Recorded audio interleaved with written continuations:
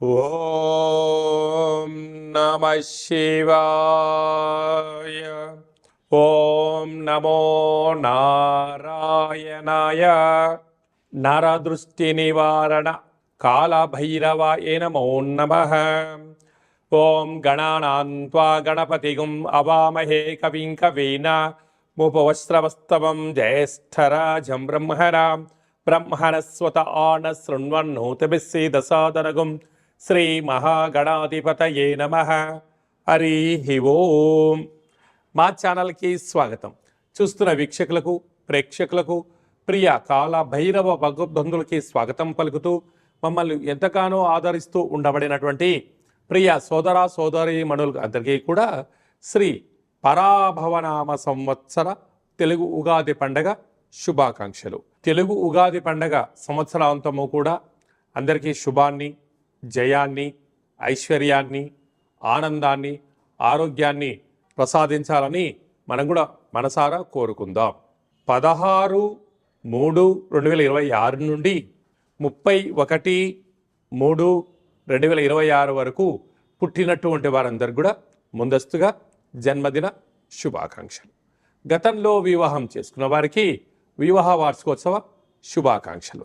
ద్వాదశ రాశుల్లో గ్రహ గమనాన్ని వీక్షింపచేద్దాం. మిథున రాశిలో దేవగురు బృహస్పతి సంచార స్థితి, సింహరాశిలో కేతు సంచార స్థితి, కుంభరాశిలో కుజ బుధ రాహు సంచార స్థితి, మీనరాశిలో ఏడాది తర్వాత రవి భగవానుడు శని భగవానుడితో కలిపి శుక్ర సంచార స్థితితో ద్వాదశ రాశుల్లో గ్రహ గమనాలు ఈ విధంగా ఉన్నాయి. మీనరాశి వారికి ఒకవైపు ఏలనాటి శని మధ్యమ సంచార స్థితి జరుగుతూ ఉండగా, ఏడాది తర్వాత రవి భగవానుడు మీనరాశిలో శని భగవానుడితో సంచారంలో ఉన్నప్పుడు ఆకస్మికమైన ప్రమాదాలను, గొడవలను, ఇబ్బందిని ఎలా తొలగించుకొని ఐశ్వర్యప్రాయమైన జీవితాన్ని ఎలా పొందాలో ఈ వీడియోలో సవివరంగా సంపూర్ణంగా తెలుసుకుందాం. మీనరాశిలో ఏ నక్షత్రాలు వస్తాయనగా పూర్వాభాద్ర నక్షత్రం చివరి పదం 4వ పదము, ఉత్తరాభాద్ర నక్షత్రంలోని 4 పాదాలు, రేవతి నక్షత్రం 4 పాదాలు కలిపితే మీనరాశి. రాశాధిపతి దేవగురు బృహస్పతి, రాశిలోనే ఆత్మకారకుడు రవి, కళత్రతకారకుడు శుక్రుడు, ఆయుకారకుడు శని భగవానుడు మీనరాశిలో జలరాశిలో ఉన్నప్పుడు వీలైనంత వరకు ఓపిక, ఓర్పు, పట్టుదల, సహనం, సత్ప్రవర్తన అవసరం. కోపం, ఆవేశం తగదు. వివాదాలకు దూరంగా ఉండాలి. వీలైనంత వరకు అనేక విషయాలలో విషయ పరిజ్ఞానం తెలిసి ఉండాలి. తెలిసి ఒకటి తెలియకొట్టి మాట్లాడినా వివాదాలు చుట్టుముట్టే పరిస్థితి ఉంటుంది. అలాగా జలంతో, విద్యుత్తుతో, యంత్రాలతో మీకు ప్రమాదాలు పొంచి ఉన్నాయి. తస్మాత్ జాగ్రత్త. అర్ధాష్టమ గురు సంచార స్థితి ఉన్నప్పుడు గురువులతో, తల్లిదండ్రులతో సత్ప్రవర్తన చాలా అవసరం. వారిని అనడం కానీ అనిపించుకోవడం కానీ చేయొద్దు. ఇలాంటి కాల సమయంలో సంవత్సరంలో చివరి ఆదివారము, గురువారము, శనివారము, సంవత్సర ప్రార్థకాల సమయంలో మొదటి ఆదివారము, శనివారము, గురువారము ఉపవాస దీక్ష అవసరం. గురుచరిత్ర పారాయణం అవసరం. శ్రీ మేధా దక్షిణామూర్తి స్వామి యొక్క స్మరణ, గోమాతకు ఆహారాన్ని ఏర్పాటు చేయడం ఆవశ్యకత.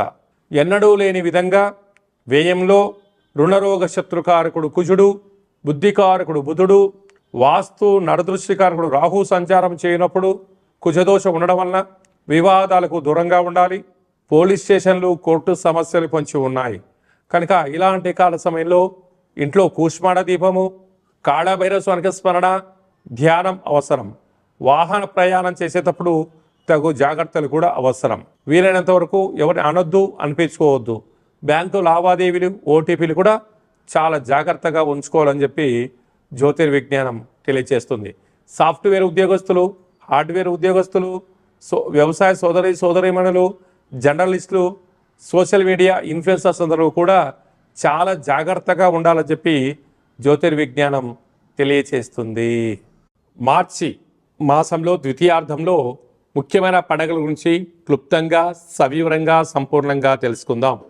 17వ తారీఖున సోమవారము, తెలుగు సంవత్సరానికి చివరి సోమవారము, మాస శివరాత్రి సందర్భంగా మహాదేవుడికి రుద్రాభిషేకం చేసుకోవడము యోగదాయకం అని చెప్పి గమనించగలగాలి. అలాగనే 18వ తారీఖున బుధవారము, అంటే మంగళవారంతో కూడుకున్నటువంటి అమావాస్య, బుధవారం రోజు కూడా అమావాస్య ఛాయలు కొనసాగుతూ ఉన్నాయి కనుక మనము తెలుగు సంవత్సరానికి చివరి అమావాస్య అవడం వలన ఇంట్లో కూష్మాండ దీపాన్ని వెలిగించుకొని ఇంటికి దిష్టి తీసి బయట వేయడము, చాకలి వారితో ఆశీర్వచనం తీసుకోవడం వలన సకల శుభం కలుగుతుందని చెప్పి గమనించాలి. అలాగనే మనకు 19వ తారీఖున శ్రీ పరాభవనామ సంవత్సరము ఉగాది పండగ ప్రారంభము. ఆ రోజు మనము మంగళ స్నానమును ఆచరింపచేసి షడ్రుచుల సమ్మేళనమైనటువంటి తీర్థప్రసాదాలు స్వీకరించడము, పంచాంగ శ్రవణము, దేవతా దర్శనము, తల్లిదండ్రులకు గురువులకు నమస్కారం చేయడము శుభసూచకం. అలాగనే మనకు 27వ తారీఖున శ్రీరామనవమి అనగానే రాముడి కళ్యాణంలో పాల్గొనడం వలన సకల శుభాలు ఐశ్వర్యం కలుగుతాయని చెప్పి గమనించాలి. అలాగనే మీ వ్యక్తిగత జాతకం తెలుసుకోవాలనుకుంటున్నారా? మీరు మీ యొక్క పేరు, పుట్టినటువంటి తేదీ, నెల, సంవత్సరం, పుట్టినటువంటి సమయం రాసి వాట్సాప్లో పంపించగలిగినట్లయితే 100 సంవత్సరముల జాతకాన్ని రాసి పంపించి మీరు పుట్టినప్పుడు గ్రహ గమనాలు ఎలా ఉన్నాయి, ప్రస్తుతం ఎలా ఉంటున్నాయి, రాబోయే కాలం ఎలా ఉండబోతున్నాయో సవివరంగా సంపూర్ణంగా తెలియజేయడం జరుగుతుంది. చాలామందికి పుట్టినటువంటి కాల సమయంలో డేటా ఆఫ్ బర్త్లు లేనటువంటి వారికి మీ పేరు యొక్క మొదటి అక్షరాన్ని అనుసరిస్తూ రాశిని తెలియజేస్తూ రాశి యొక్క స్థితిగతులను మనం తెలుసుకుంటూ, అలాగనే రమణ శాస్త్రం ద్వారా అనగా గవళ ద్వారా కాళభైరవ ఉపాసన చేత భూత భవిష్యత్ వర్తమానాన్ని తెలియజేయడం జరుగుతుంది. కనుక ఈ కింది నెంబర్ను సంప్రదించి అపాయింట్మెంట్ తీసుకొని సంప్రదించగలరు. అందరికీ ఈ తెలుగు సంవత్సర ప్రారంభ కాల సమయంలో అందరికీ ఆయురారోగ్యాలు ప్రసాదించాలని శ్రీ రామచంద్ర స్వామి వారి యొక్క కళ్యాణ మహోత్సవ ఆశీస్సులను కోరుకుంటూ ఆశీర్వచనం. ఓం దాశరథాయ విద్మహే సీతావల్లభాయ ధీమహి తన్నో శ్రీరామచంద్ర ప్రచోదయాతు. హరి ఓం. శతమానం భవతి శతాయు పురుష సతేంద్రియ ఆయుష్యేవేంద్రియే ప్రతిష్టతి. ధనం ధాన్యం బహుపుత్రలాభం శత సంవత్సరం దీర్ఘమాయు.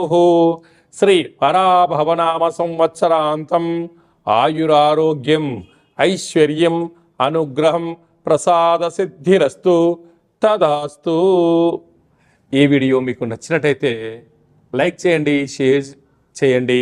మా ఛానల్ యొక్క ఆధ్యాత్మిక వీడియోలు అందరికన్నా ముందుగా మీరు చూడాలన్నట్టయితే గంట సింబల్ ప్రెస్ చేసి ఈ యొక్క భక్తి సమాచారాన్ని భగవద్బంధులకు, మిత్రులకు, స్నేహితులకు చెరవేసి హిందూ ధర్మాన్ని కాపాడండి.